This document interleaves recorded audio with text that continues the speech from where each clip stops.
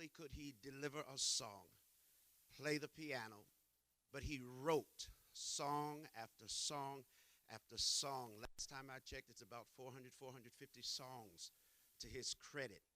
Wow. And the reason why I believe that he was the king of gospel music.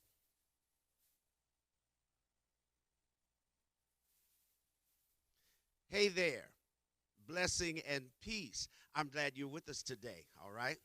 Listen, today, myself, Pastor Calvin B. Rohn, along with the Los Angeles chapter, we have put forth this effort to celebrate, to honor, and remember our beloved founder, Reverend James Cleveland. We affectionately called him the king of gospel music. Surely, during his lifetime, he planted a seed, he laid foundation that's yet growing and sprouting to this day. He gave us numerous songs. Last time I checked, from 4 to 450 songs. Wow. Somebody is singing them in their church around the world. They may not even know that it was penned by Reverend Cleveland. But we are here to not only sing some of his songs, we're going to have some people tell us about him. We're going to have some persons who worked with him share. And then we're also going to have someone who worked with him, I mean, when he first came to Los Angeles, all right? Listen, I asked a few friends of mine, in their own opinion, what was the significance of Reverend Cleveland in the history of gospel music? Take a listen to what they had to say. All right, Pastor Calvin Rohn asked, what is the significance of Reverend James Cleveland in the history of gospel music? I think to summarize my answer, I think Reverend Cleveland's significance is in four areas: publicity, performance, professionalism, and packaging. I think that Reverend Cleveland impact for gospel music in terms of publicity is that he elevated gospel music and promoted it as a uniquely American and specifically a Negro American or African American, Black American musical genre. And that gave us something uh, to, to put it on par, for example, with other musical art forms in these United States, but was something that Black people had and that Black people could share uh, in terms of performance. Reverend Cleveland made an emphasis on musical excellence, that it was music and it needed to be musical and it needed to be done well, which brings me to the third part, which is professionalism. Uh, he made it okay to talk about uh, the presentation of gospel music in a professional manner, but also this notion of it being a profession. So, as a profession, it was okay to talk about making money doing that, which meant that there was a business aspect to gospel music that needed to be promoted. And then packaging was important for Reverend Cleveland and for his significance in terms of the history of gospel music, making singers and musicians look like something when they presenting in such a way that they appealed to the public. I think all of those things uh, were important and part of his significance and what made him the king of gospel music. And particularly that he did all of this while emphasizing and maintaining a spiritual emphasis on what was done.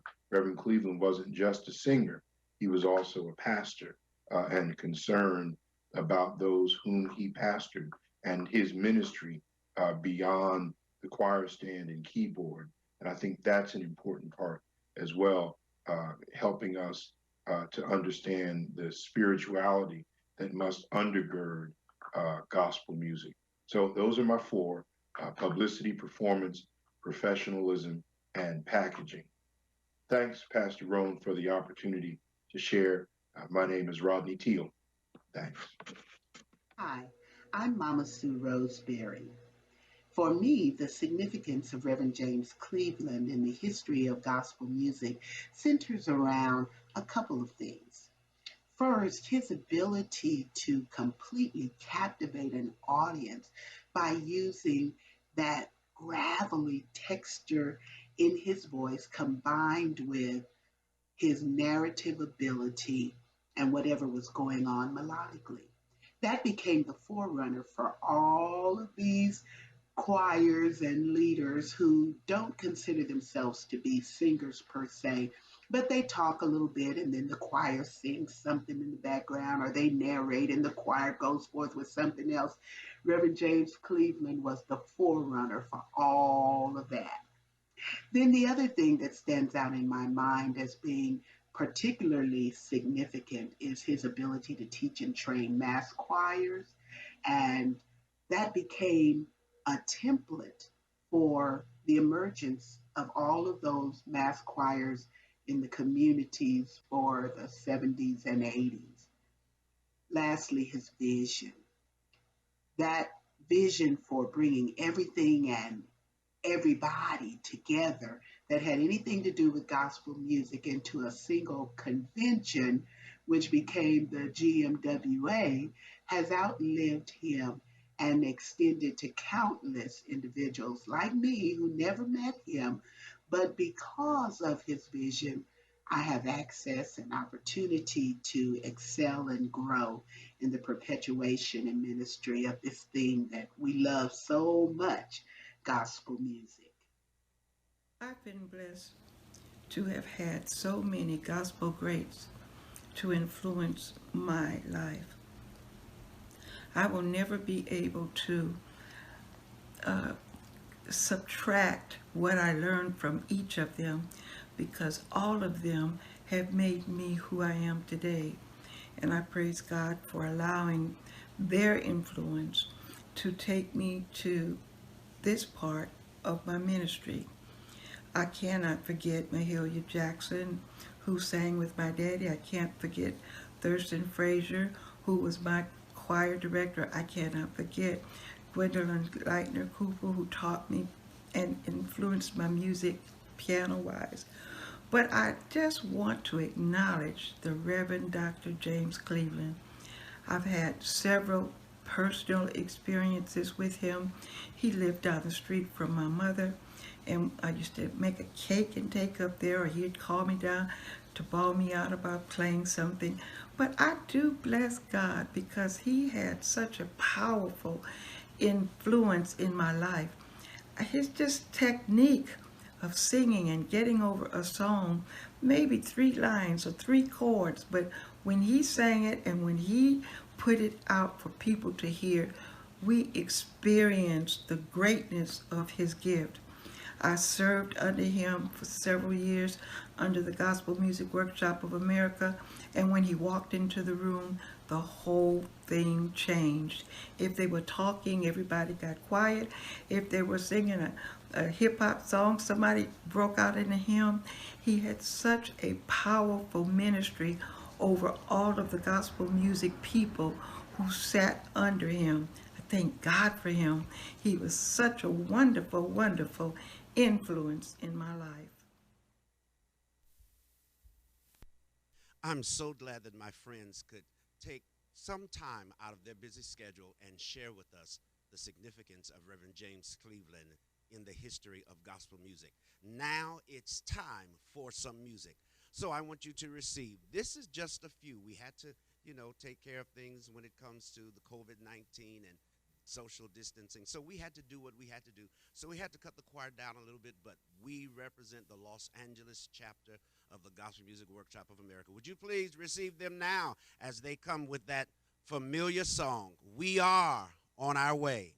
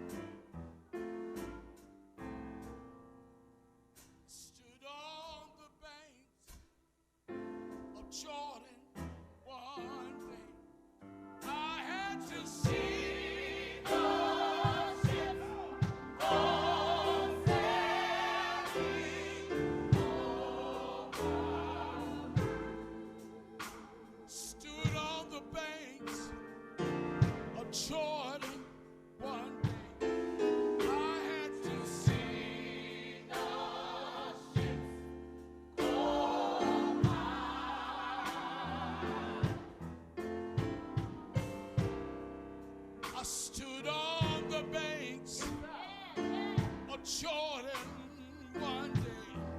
I had to see God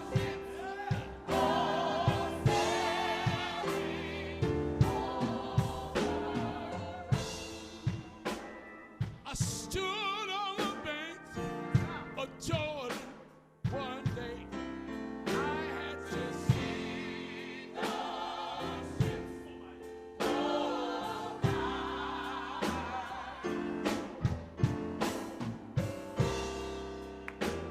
Lord, I got my ticket.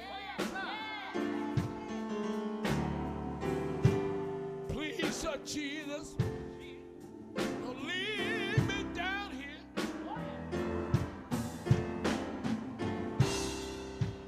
He took my father, came back, took my mother.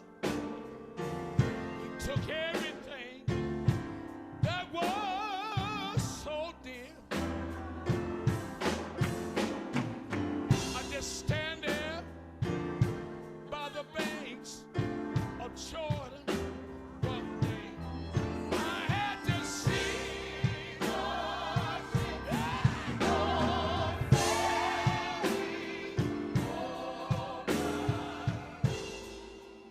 stood on the banks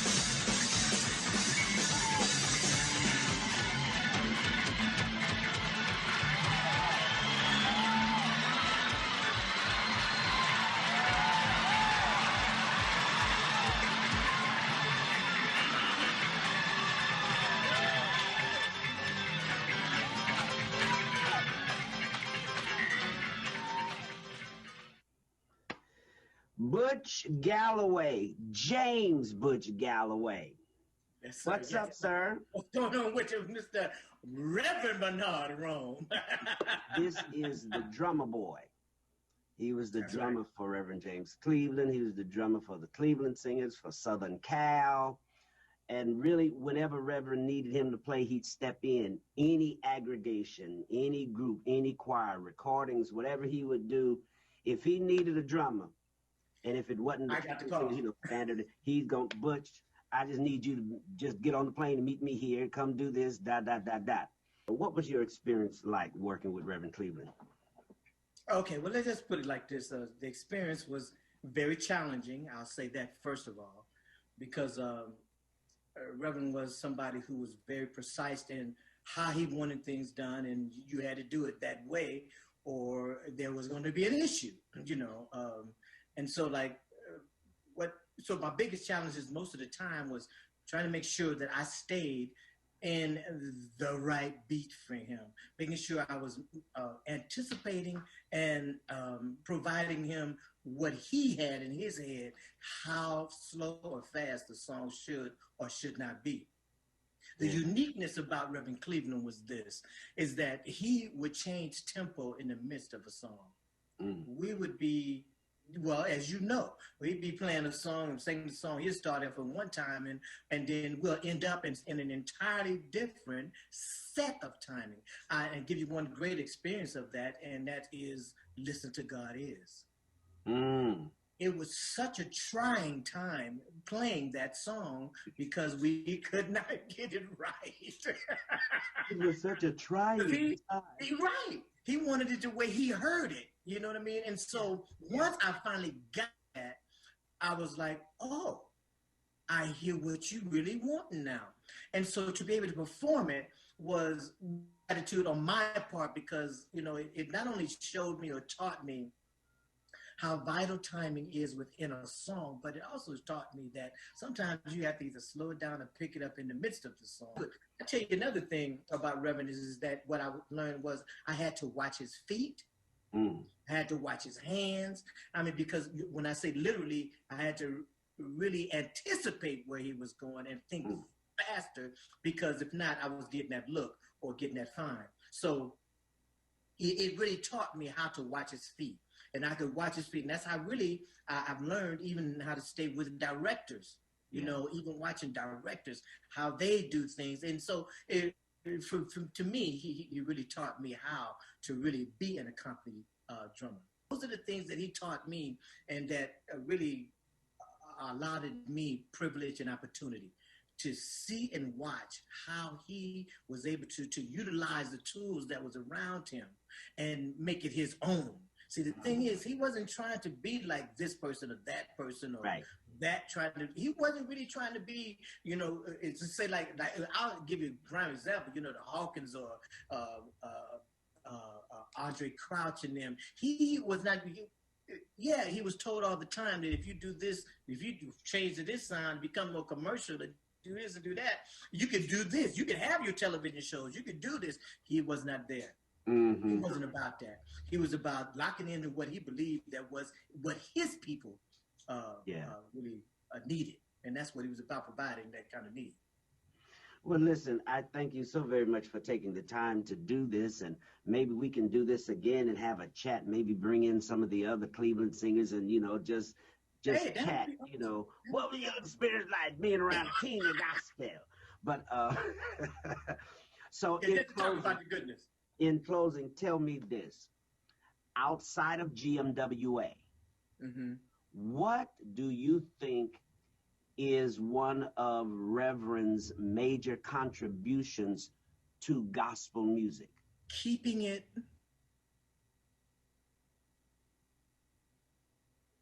heartfelt. Keeping it heartfelt. Touching the souls. Giving you something that you could hold on to, grasp, that will get you through that next day or that next bad moment. It wasn't about giving you something to dance to or getting you something to move to. He was really more about the heartfelt, the mind, the soul, feeding. Do you remember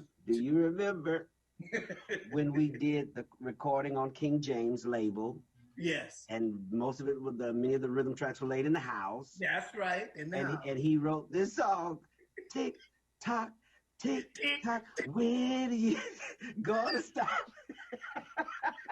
Because he didn't like being locked.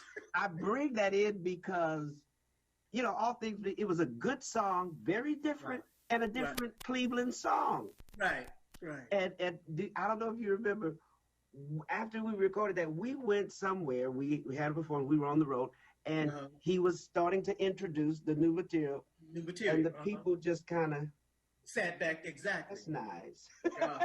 Then when we started playing the intro for No Ways Tired, on the banks. That's when we had church. Yes, sir. Yeah.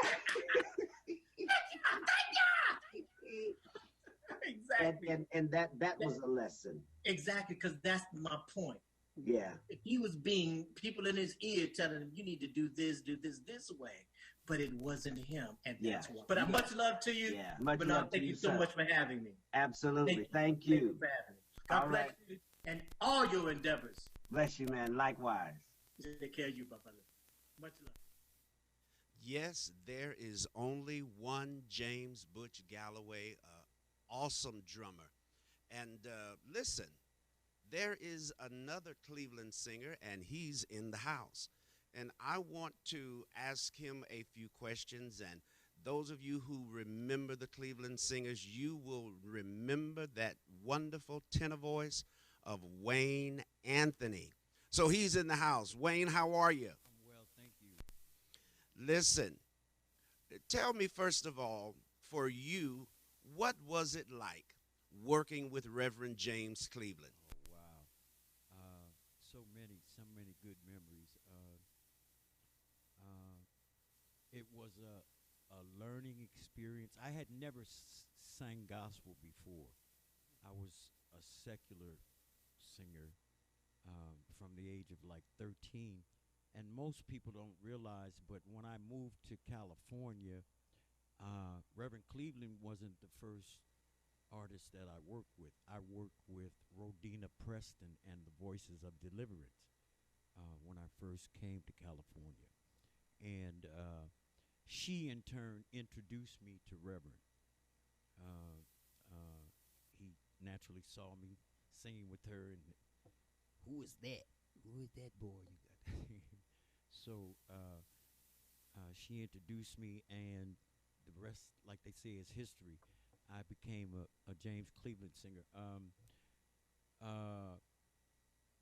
The best thing for me was learning gospel music because it was a different art. Timing and rhythm was different. So he mentored me in learning how to sing gospel music. I heard Butch say he had to watch his feet. Well, I watched his mouth. Because we sang a lot of duets together, so it was difficult at first because Reverend, his mind was like, oh my God, in so many different places, and so he would improvise as he would sing, and it was kind of difficult at first. But once I learned how to watch him and watch his movements and watch his mouth, I kind of fell in line. So it was a wonderful experience, man. Awesome, awesome. Wayne, tell me this, as brief as possible, what was a rehearsal like for the Cleveland Singers? What did that look like?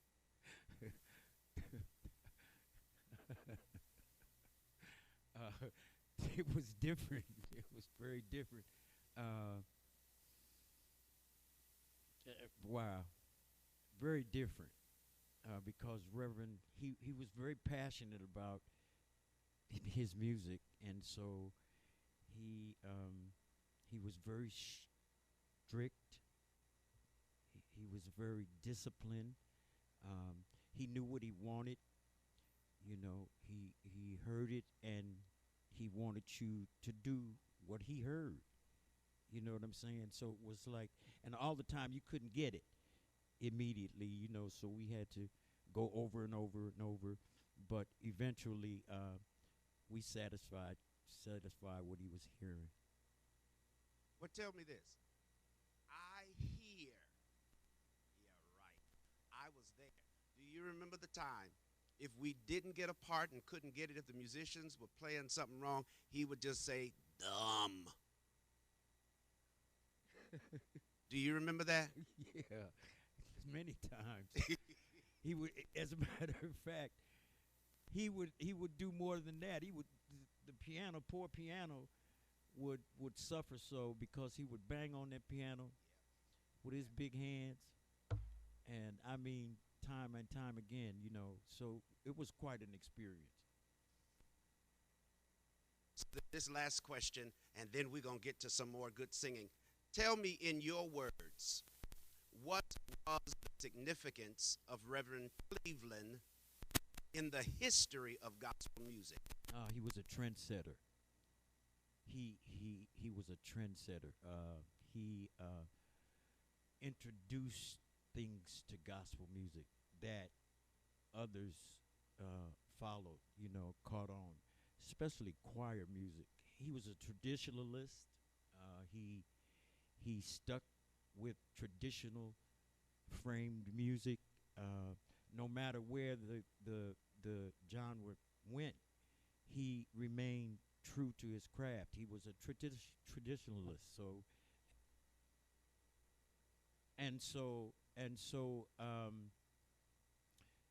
Yeah, he stuck with what he knew best. He set trends. He was the first gospel artist to receive a star on the Hollywood Walk of Fame, So, and then after that, a lot of others came. But he did a lot of first. He did a lot of first. Yeah, the first artist to actually perform. Now they've taken the gospel segment out of off the Grammys, but we were the actual first gospel artist to perform live on the Grammy Awards. So, he said a lot of first. He was a trendsetter. Yeah. And he continued striving to educate and advance gospel music by establishing GMWA, the Gospel Music Workshop of America. So let's get back into some good music. So this aggregation of singers is going to give us some more James Cleveland songs.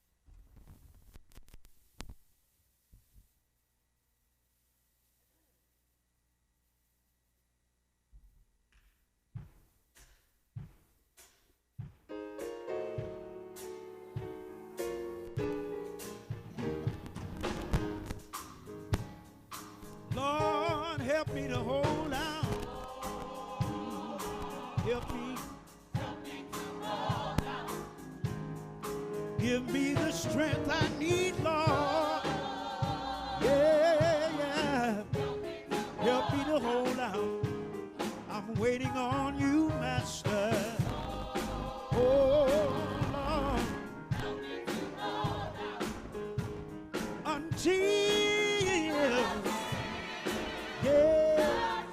Until my change comes. Say it one more time. Help me to hold out. Lord, help me to hold out. Give me the patience I need, Lord. Ooh, help me to hold out. I'm waiting on you, Jesus.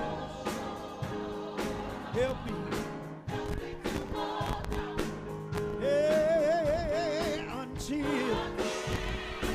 Until my change comes. Ooh, my way may not be easy. You did not say it would be. When it gets dark, can't see my way. You told me to put my trust in thee. I'm waiting on you, Lord. Master, give me the courage I need. Oh, Lord, help me to hold out. Thank God. Oh, Lord. Oh, Jesus. Yeah. My chains come. Help me to hold out. Waiting on you, Lord. I can't make it without you. Jesus, give me the strength. Give me the patience I need to hold out. Yeah, Lord, help me. Please, Jesus, I'm waiting on you. I can't make it without you. I believe I can make it if you help me to hold out. Help me to hold out. Yeah, yeah, yeah. Until my change comes. Yeah, yeah. Until. Yeah. Oh, yes, sir. Until my change comes.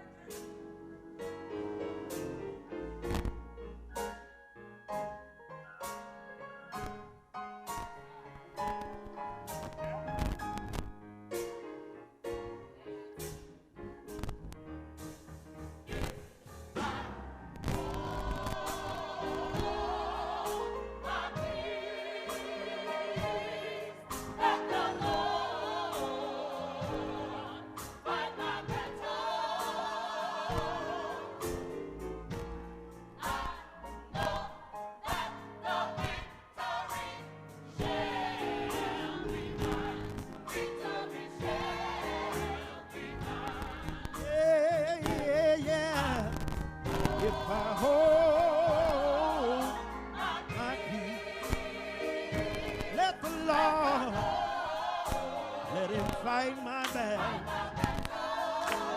I know. Yeah, yeah. Shall be mine. Oh, victory shall be mine. Victory. Yeah, yeah. Be mine if I hold my peace. Yeah. Let the Lord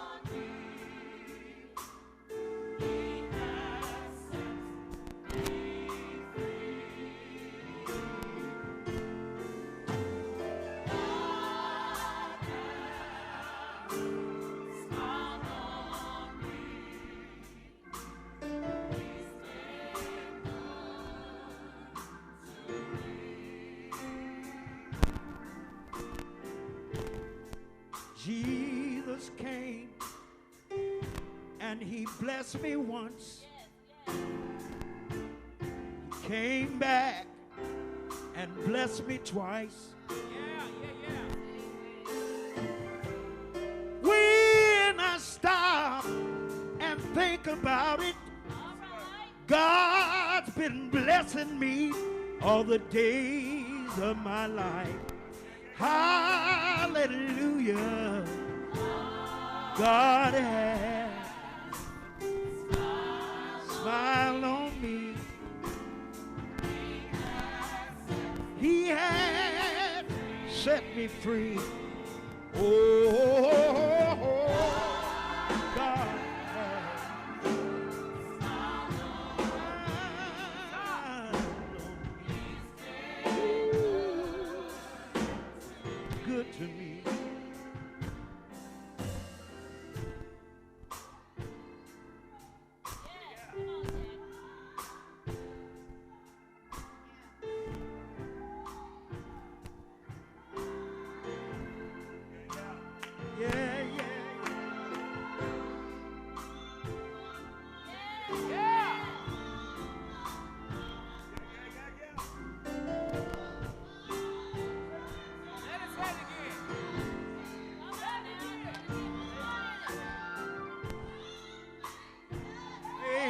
Great.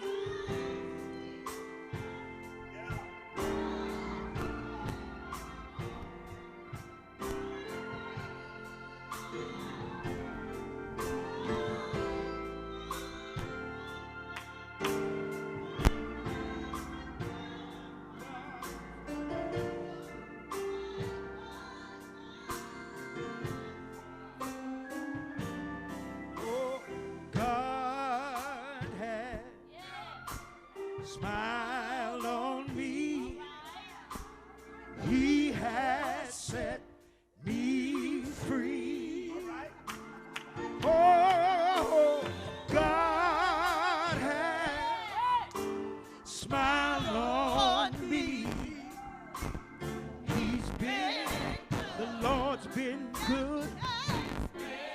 Nobody but Jesus brought me out of darkness into the light. Nobody like him. Nobody like Jesus. He's been good. So good. He's been good to me.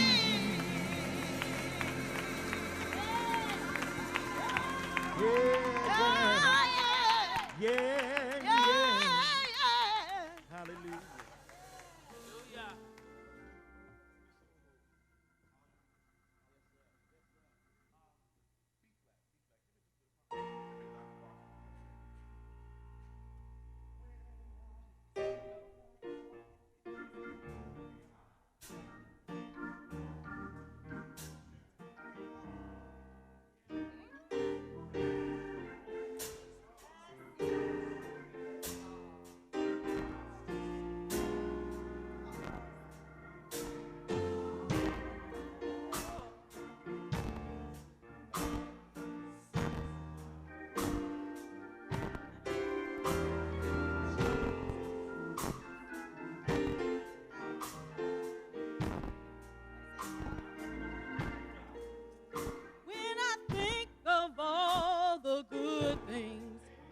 that are happening to me.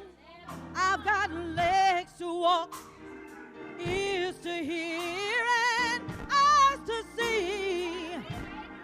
When I think of all the good things that he sends my way, it must be Jesus looking out for me.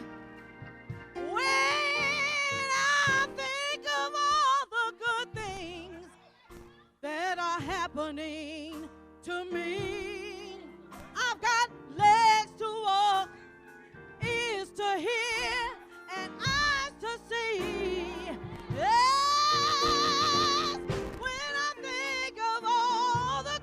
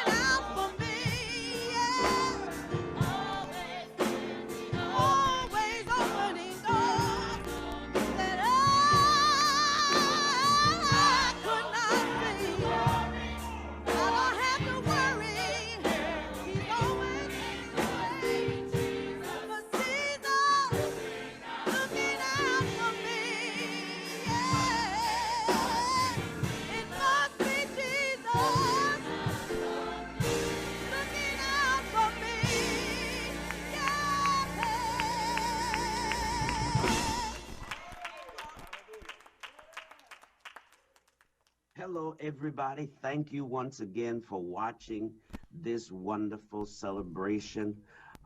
Listen, I have somebody on the screen who has real history in the life of Reverend James Cleveland. Listen, I came on the scene around the 80s, but this woman has been on the scene of his life since the 60s. And so I want to talk with her, and I want her to share her information with you. Would you please receive Reverend Barbara Jean Haney Jenkins?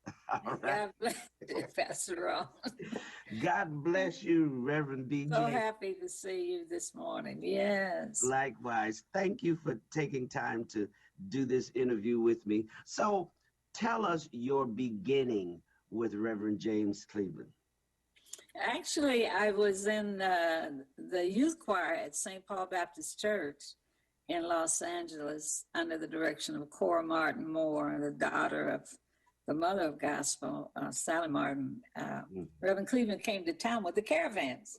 And they came by the church, and Cora asked Reverend Cleveland to teach a song to the youth choir. And I was in that youth choir, and so was Eddie Kendricks. Oh, wow. And in fact, he taught him one of his compositions. The title was Jesus. That was the name of the song. And it was Eddie's first solo in the youth choir. So that was our first meeting with him. And I was probably 17 years old at the time.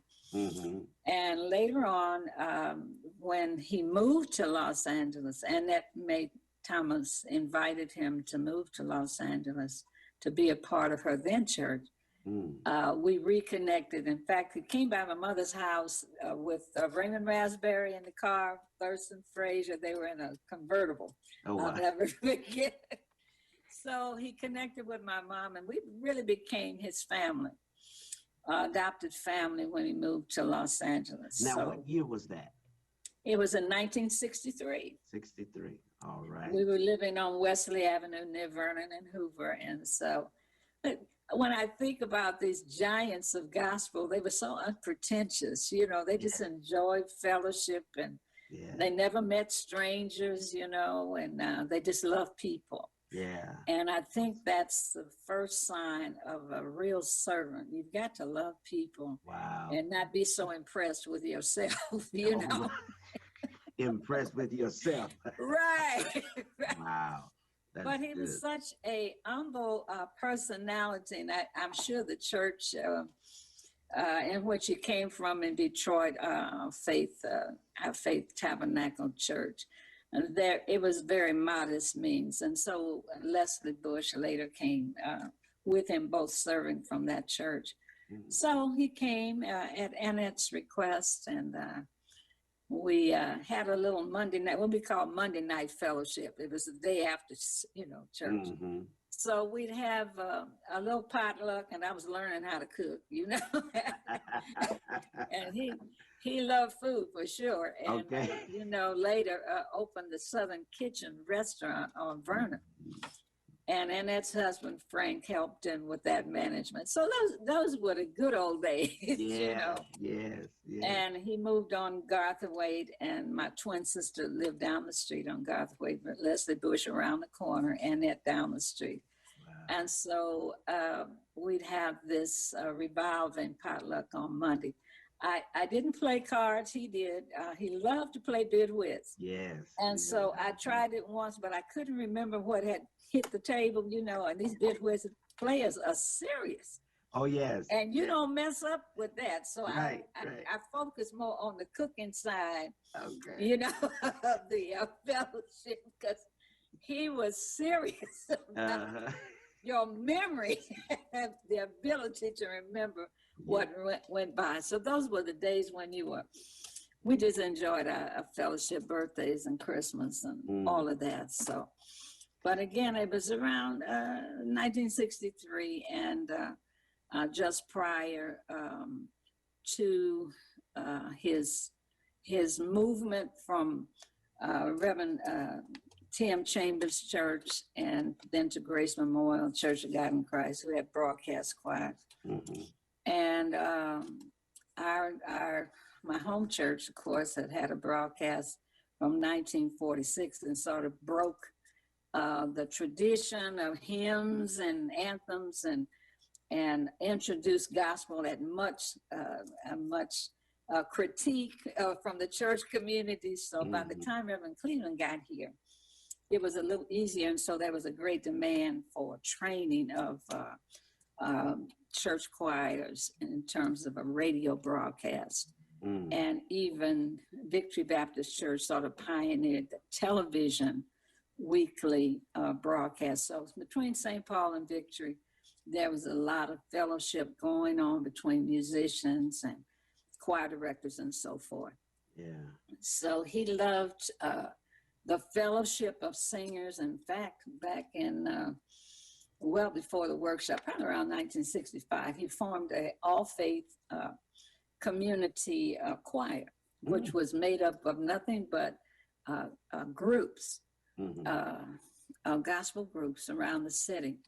Like the LA All-Stars, the Kendrick Specials, and Dolores Jones was in that, and the Kojics, and many, many groups. And they met over on 22nd and Griffin.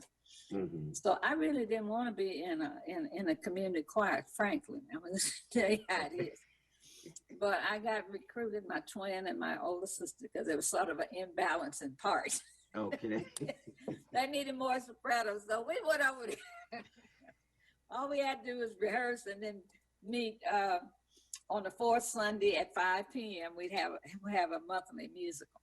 And it was all of these smaller groups made the beginning, the budding of a mass choir. Wow. So you can see it in its infancy, his desire for such fellowship and the sharing between those musicians and their music. So that's what we did until he birthed. The actual birthing of the Gospel Music Workshop happened around March of 1968. Okay. And he met with a lot of musicians across the country. And the first workshop was to be in Detroit. And so I went with that delegation, not to sing or anything, because we didn't have a chapter then.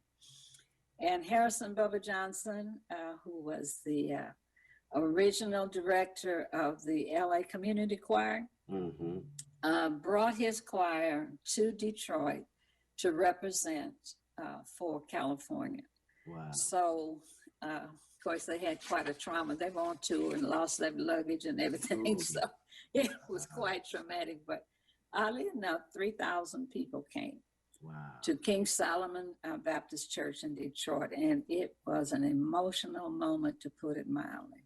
Wow. Sam Spann was there, Thurston Frazier, my twin, myself, Leslie Bush, and a few others from LA. But the majority of that attendance was gospel writers and musicians and choirs from the rest of the country. So Reverend Cleveland was just totally overwhelmed.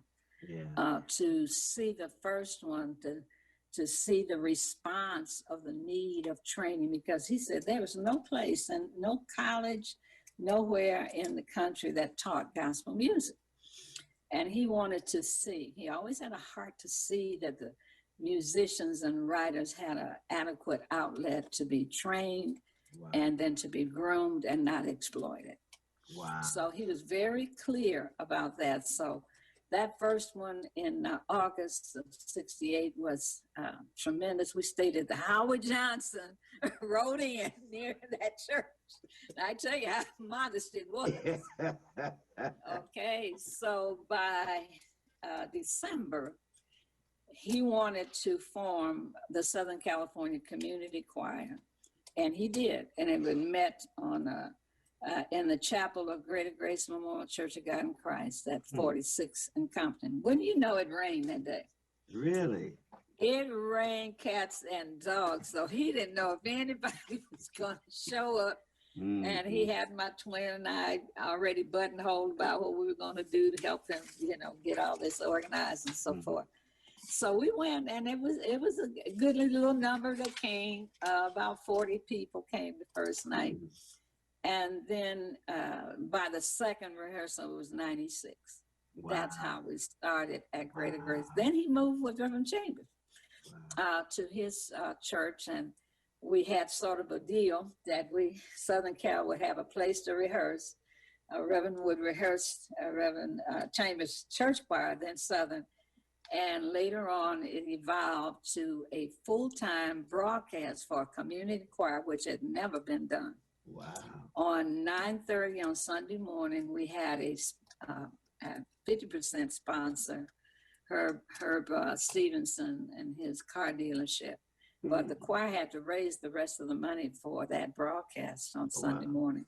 And the people responded so positively to it. It was 30 minutes long, and it aired between 9 and 9:30. And we had a run of probably about 4 or 5 years.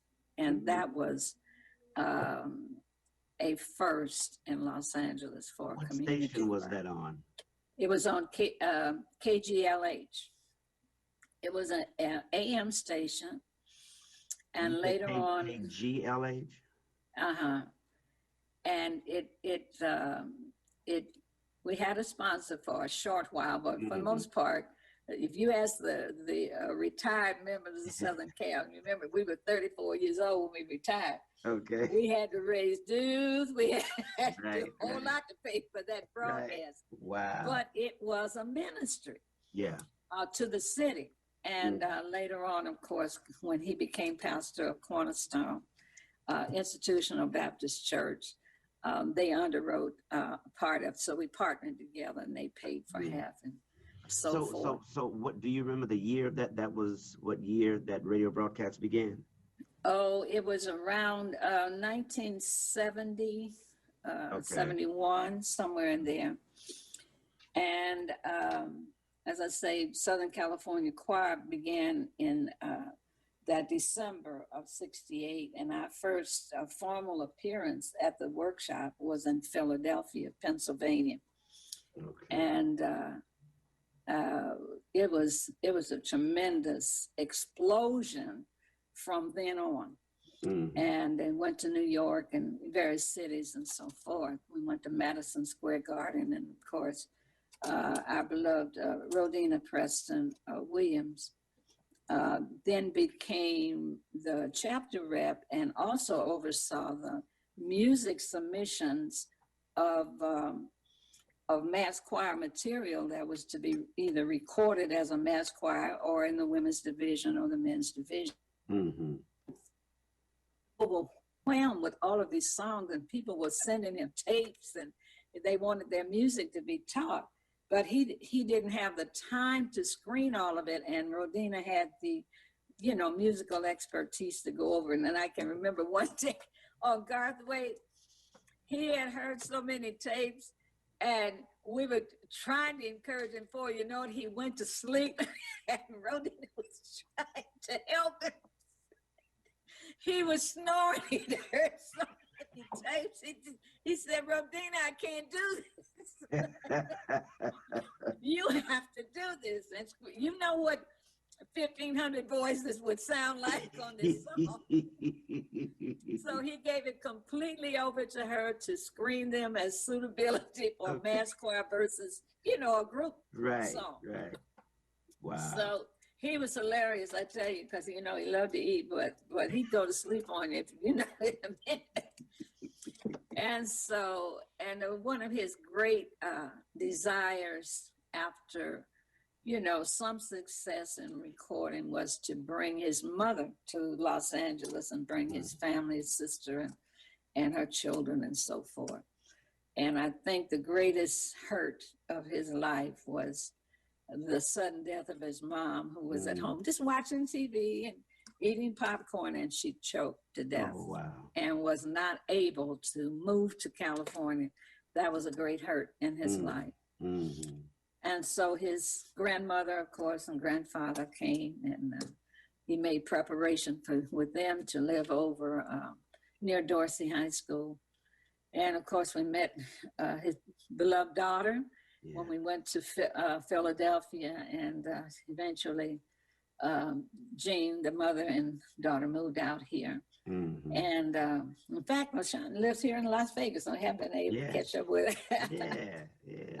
But anyway, she has grown up and is a beautiful young lady. Mm-hmm. So that's his only daughter. And so, but as he, I noticed that as people would give him accolades of the king of gospel or whatever, you know, they like to call him, Mm-hmm. he never met a stranger. And so that just didn't fit his personality. So if he'd ever met you, he'd recognize you. I don't care where we were. Mm-hmm. We could be in the market or we would be downtown. He's just always shopping for a bargain, you know. Okay. Always. If he ever met you, I mean, at the workshop, he did not see him as unreachable to people. Right. And that was one of his unique qualities. And he loved to visit and to give encouragement to other musicians coming along, because he knew what he had been through. Sure. Even as a youngster, and he'd tell those stories about in Chicago, they have those musicals, and he was trying to get discovered, and he'd write a note to the MC and ask for, oh, would you have James sing a solo? And he'd name the song, and he'd be sending his own request up to the MC. He said he remembered that as a young person trying to get noticed. I remember him telling that. He had a heart for people who were trying to get his attention, and they didn't have to try that hard. Right. They really didn't, because he'd already been through all of that. Right. And we were going to Cincinnati, I think it was. We flew to Chicago, and then he wanted to drive the rest of the way. Oh my God, that was quite a. I said, why? You know, they got planes going there. He said, this okay. So I'm in the car, my twins in the car, Dolores and Annette and all. And we started out driving, and it was good weather and all of that. And I saw his eyes close. Oh my. And he started getting sleepy. And we all hollered at the same time, that's okay, we'll drive. But you see, that was the days of the Albertina Walker and the caravans. They had the motor everywhere they went. And he still had that in his blood, that you just needed to drive him. You know? And I said, no, we kind of used to on the plane all the way. Then he'd have the choir on the bus. And when they get there, their feet were swollen. Okay. Margie Newman would say, you put us on this bus when we told you we wanted to go on the plane. We did it everywhere we went. I mean, Oklahoma City, you name it. And so it opened the door for a lot of opportunities, and even going to Carnegie Hall and such things. But still, he wasn't pretentious about that. He just knew that was God's doing. Right. And that was 1977. We all paid our way, you know, and everybody thought we were just getting rich quick, you know. I said, all the hotels and all the robes we had to pay, and all the dudes paying for a broadcast, and then had to sponsor ourselves. You know, you talking about labor of love. It was a labor of love. Right. And we had to not get in trouble with our jobs, you know, because I'm working for the LA County Children's Services then, and Pearl was working for the phone company and various educators and so forth. So we had to work our vacations around all of this traveling and whatever. And of course, he had the Cleveland Singers, which you became part of later on. So the things that the choir couldn't do on a consistent basis, of course, the Cleveland Singers did. Yeah. Even going to sing for President Jimmy Carter. Yeah. And he was just unpretentious about that. Right. It was just wonderful opportunity to see a real servant in motion with all the gifts and all the songs that he wrote that he probably never got a remuneration for. But he didn't stop encouraging others to learn the industry, to learn how to protect the artist's rights, learn how to present yourself in the best possible way, in the most professional way possible. Now, he loved the Hawkins. And when you look at the Hawkins back then, Church of God in Christ was giving them such a hard way to go. Oh my God. Okay. Over Oh Happy Day. I'm going like, why? I mean, what is it? They just thought that crossover, everybody's going to hell, you know. And so Reverend called him up and tried to encourage him and, you know, just to stay strong. And even when they began, they would call the fathers of contemporary gospel. Mm-hmm. And as they began their workshops and whatever, Reverend would go and support that. Yeah. It was no competition in that. Right. He'd go to the Thomas Dorsey, the grandfather of conventions. Yeah. That originally started back in 1933, you know, to begin to expose gospel. So he had that camaraderie of supporting each other. Right. So even after his passing, I believe, for about 5 years, was the brother from Indianapolis, Bishop Hobbs, served as the president for about 5.5 years, and then Bishop Jameson. But I remember Bishop Jameson and his twin brother in the Triborough choir in the early days, you see. And so he always wanted artists to reproduce themselves and never be competitive, to appreciate the genre in which God has placed you, but to evolve and to continue and to move forward. You know, because we get stuck. Our people get stuck in such tradition, you know. Yeah. And the year before last, I think we were in Detroit, and I was sitting in on a class on the history of gospel, and I said to this young man, I said, I remember the day when drums were not allowed in the black church. Yes. He had to study that for a minute, and I said, they weren't. Right. I said, we didn't even have an organ. Right. Organs were in the movie theater. Okay. So the day that we got a Hammond organ in St. Paul, I mean, we were written up in the newspaper, all that.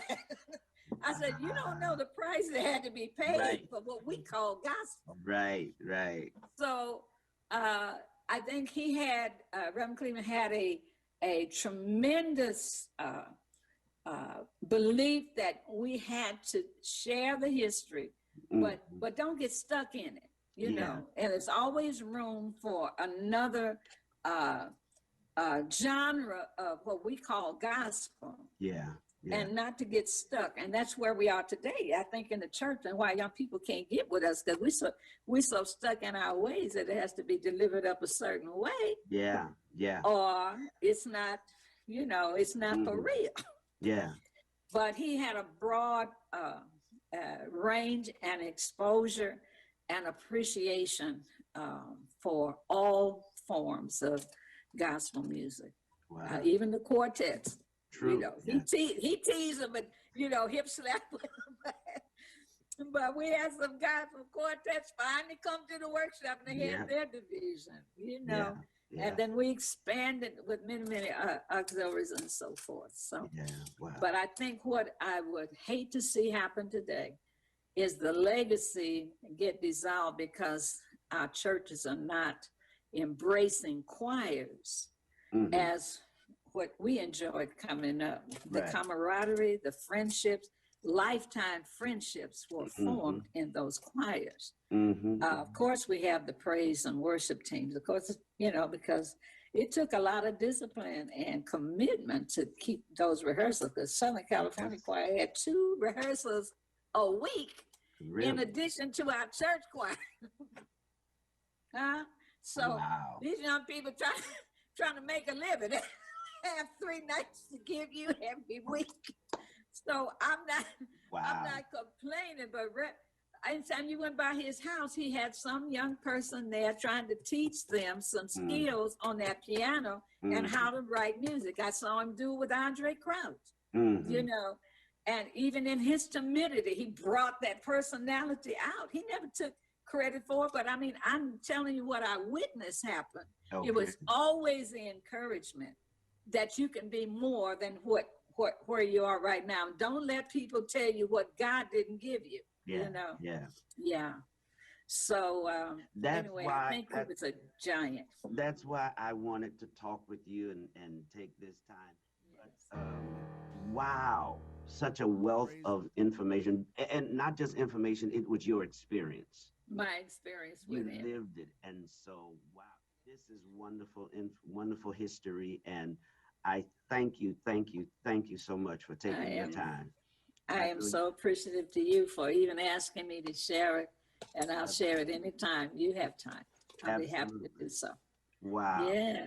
All right. Well, thank you so much. Love you Oh, so much. God bless. And Thank appreciate you. your continued health and well-being and favor. Thank you, sir. All righty.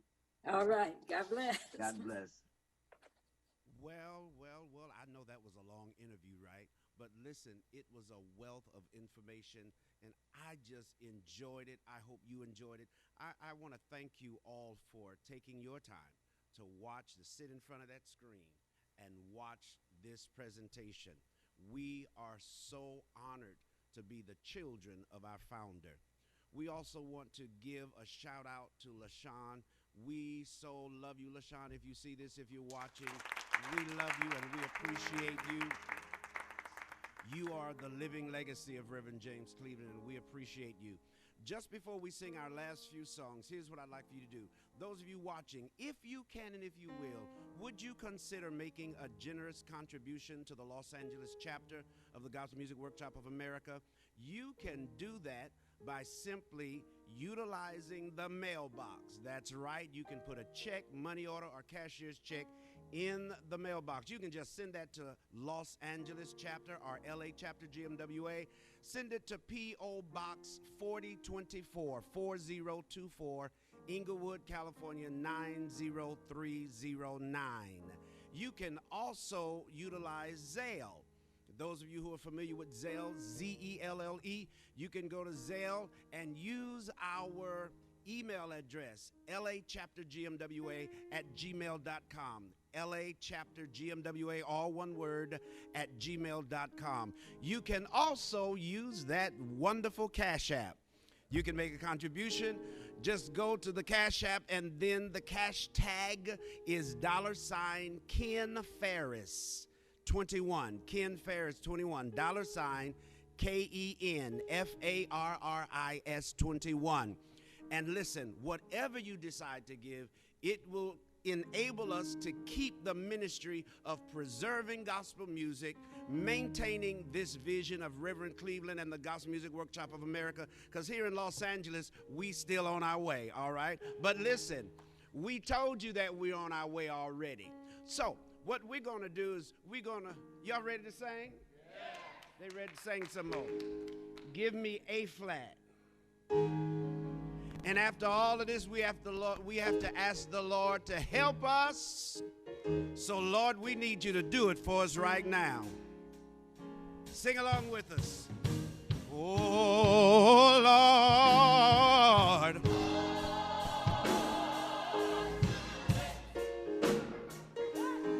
Oh, Lord, please do it.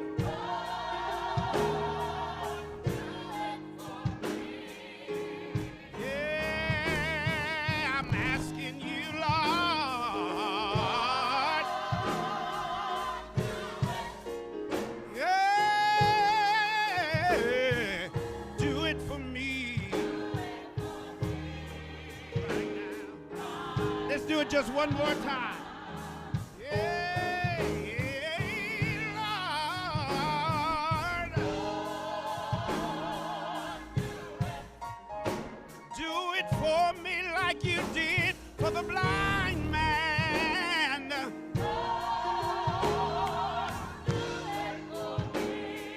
And like the woman with the issue of blood, Lord, please.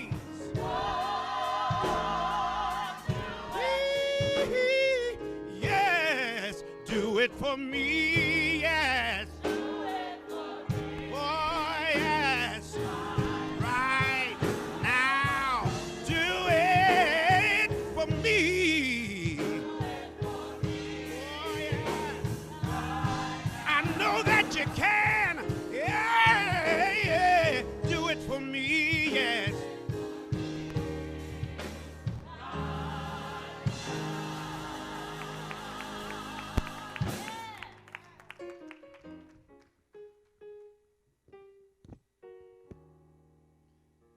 Reverend James Cleveland recorded the Charles Foles Singers, and they gave us some wonderful songs for the church. Here's one of them now.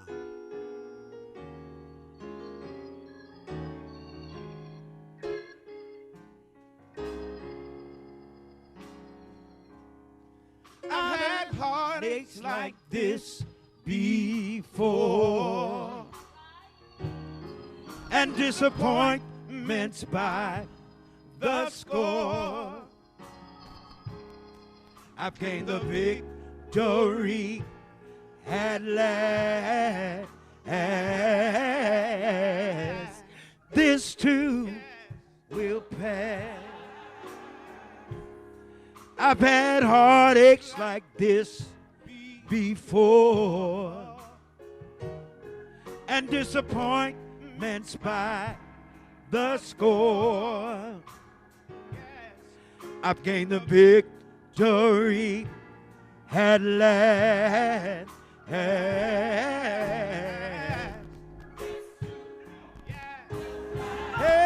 the sun will shine. Yes, it will.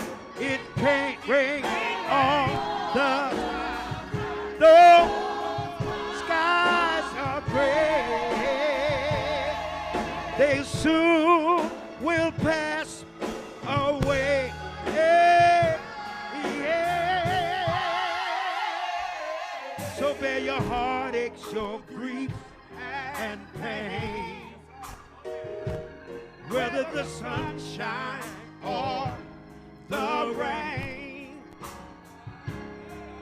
just know that it cannot last. Yeah. Yeah. The sun will shine, yeah. Those clouds of gray, yeah.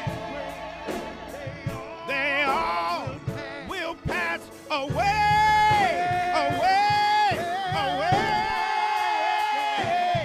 So bear your heartaches, your griefs and pain. Whether the sunshine or the rain, oh my, my, just know it can not last. This too, yes it will. Yes it will. Oh, this too, yes it will. I know it will. God said it will. This too, will pass. Will pass. Gonna pass. Yeah. Yes it will. Yes it will. This too. Yes it will. Will pass. Will pass. Only a test. Yeah. Yes it will. This too. Oh, this too. Yeah. Yeah. This too. I know it will. Ooh.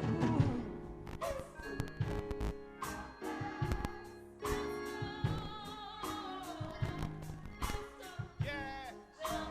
Yes, it will.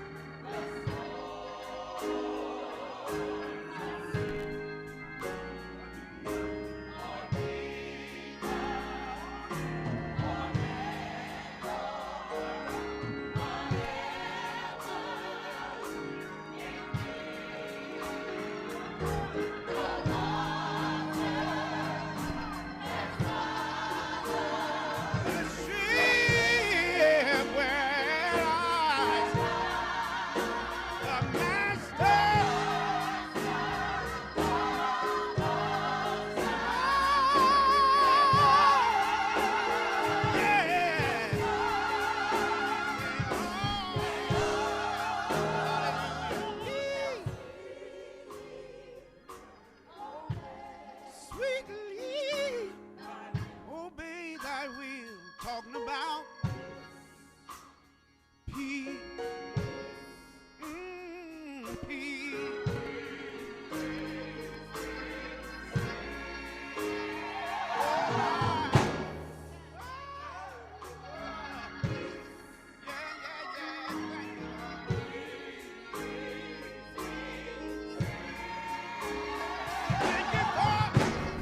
Thank you for your peace.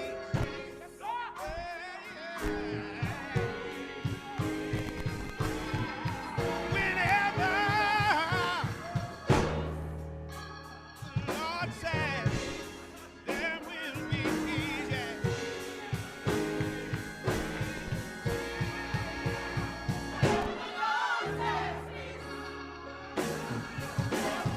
there will be peace, yeah, yeah.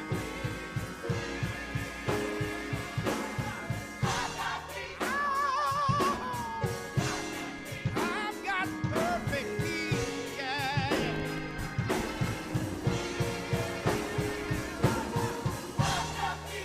I've got peace, perfect peace, yeah.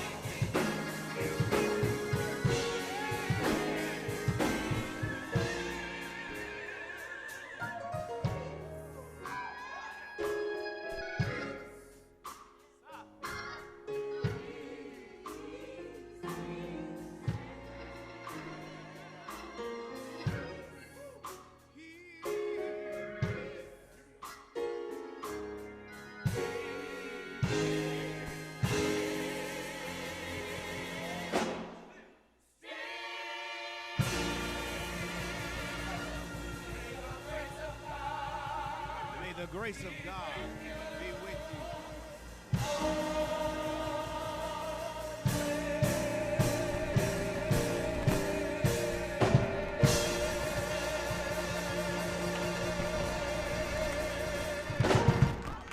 Well, bless the Lord.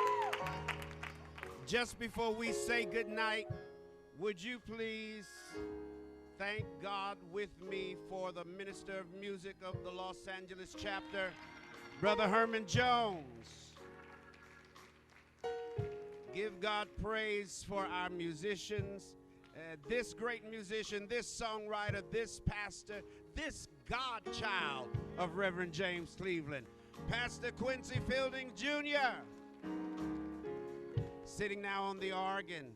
I mean, this is an awesome lady.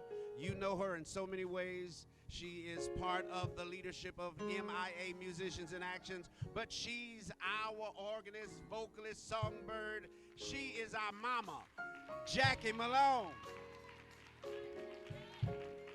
One of the most outstanding musicians, singers, and church ministers of music in this city for over 40 years. At one church, would you please receive Carolyn Kimball Singleton. On the drums, we have Brother Shikari. Minister Shikari, licensed to preach the gospel. Glory. Who else we have over here? Y'all give these singers a hand. Would you give these singers? All of our, we did have another drummer, Brother Michael Reeves, and he was on the drums, and we just appreciate you. Thank you. We hope you enjoyed it. Leave us some positive comments, and thank you. How about the best chapter rep of the Gospel Music Workshop of America?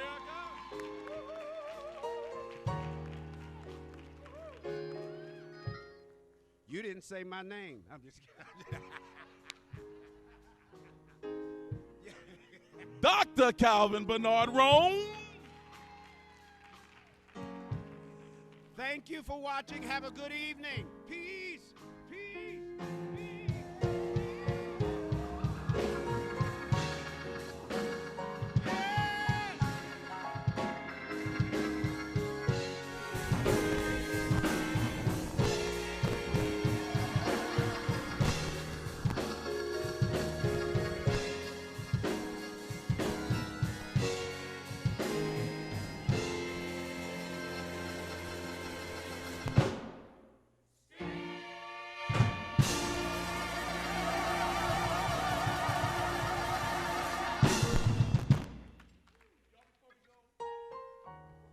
bless you. Good night.